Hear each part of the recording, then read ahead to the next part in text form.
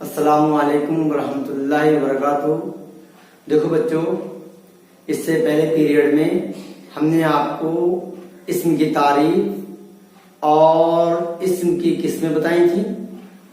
اسم کی تعریف میں ہم نے آپ کو بتایا تھا کہ اسم کسی شخص، چیز یا جگہ کے نام کو کہتے ہیں۔ اس کے بعد ہم نے آپ کو اسم کی قسمیں بتائی تھیں، اسم عام اور اسم خاص۔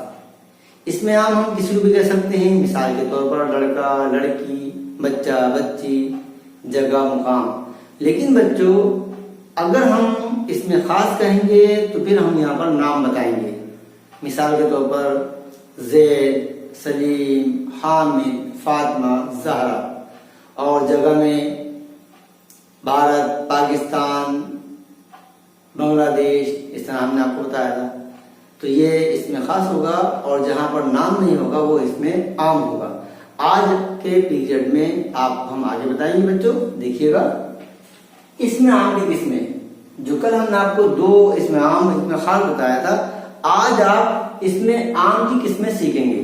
دیکھیے گا، میں پہلا جملہ پڑھتا ہوں کہ ظفر 5ویں جماعت میں پڑھتا ہے، یہ اس میں جمع ہوگا۔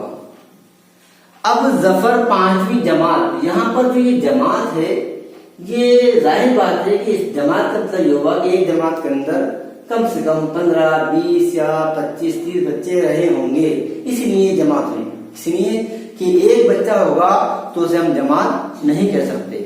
جماعت مطلب یہ ہے کہ ایک سے زیادہ 5، 10، 15، 20 ہوں گے، اس لیے کہا گیا کہ ظفر 5ویں جماعت میں پڑھتا ہے۔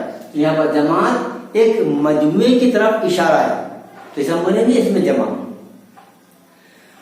دوسرا جملہ دیکھیں گے بچوں کہ پھول کا گچھا مت توڑو۔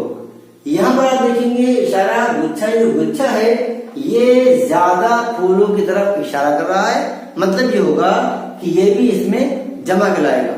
تو اس میں جمع کا مطلب یہ کہ جہاں پر زیادہ لوگ ہوں اور زیادہ لوگوں کی طرف اشارہ ہو تو اسے ہم اس میں جمع کہتے ہیں، جیسے کہ جھنڈ ہے، ریوڑ ہے، قطار ہے، یہ سب اس میں جمع کہلاتے ہیں۔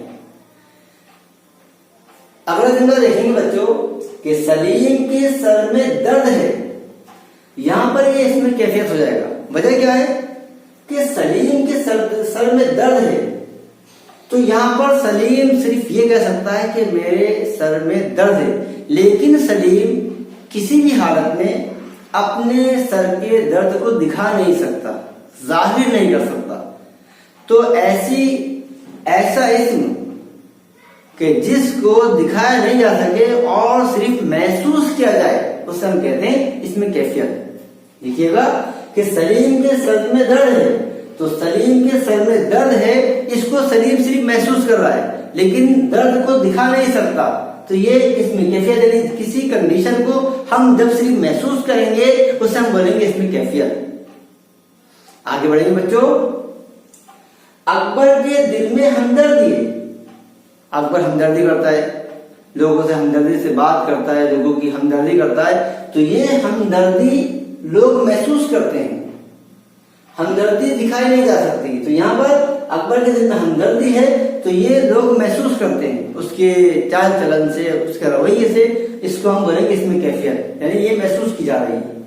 تو جو چیز دکھائی نہیں جا سکے اور جس کو ہم صرف محسوس کریں اسے ہم کہتے ہیں اس میں کیفیت۔ آپ دیکھیے گا بچوں، آج کے چیپٹر میں آپ نے سیکھا کہ اس میں جمع ایک سے زیادہ چیزیں رہیں گی، اسے ہم اس میں جمع کہیں گے، اور جو چیز محسوس کی جائے، جس کو ہم دکھا نہیں سکیں، اسے ہم کہتے ہیں اس میں کیفیت۔ اسی طرح سے دوسرا بھی آپ دیکھیں گے، ہمدردی ہے اور سر کا درد ہے، یہ صرف محسوس کیا جا سکتا ہے، اس کو ہم کسی بھی حالت میں دکھا نہیں سکتے۔